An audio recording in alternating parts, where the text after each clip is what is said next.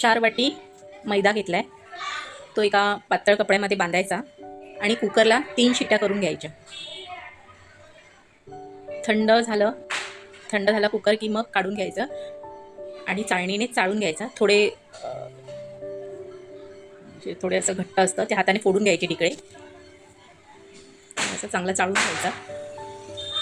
त्याच्यामध्ये मीठ टाकलंय, 2 चमचे लाल तिखट, 1 चमचा गरम मसाला, 2 चमचे तीळ, ओवा आणि कडकडीत गरम तेल टाकले 2 चमचे.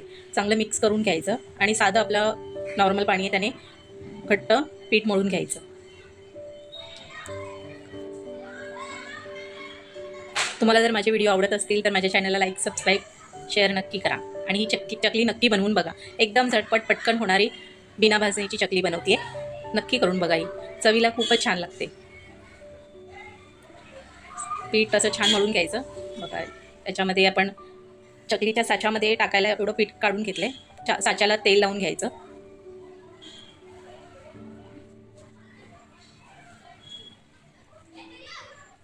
त्याच्यात पीठ घालून चकल्या बनवायला घ्यायच्या. बघा, मस्त चकल्या होतात.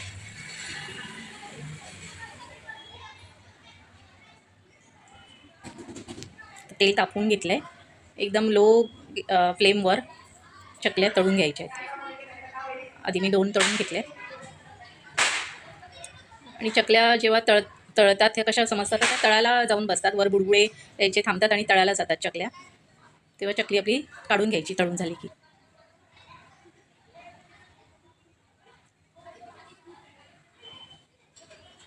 अशाच मी सगळ्या चकल्या तळून घेतल्यात.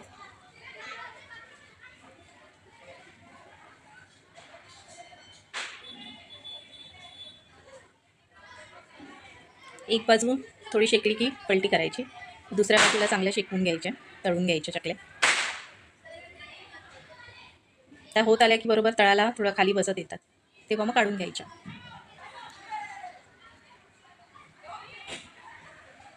इथे आपल्या बिना भाजणीच्या चकल्या रेडी आहेत. या दिवाळीला नक्की बनवून बघा.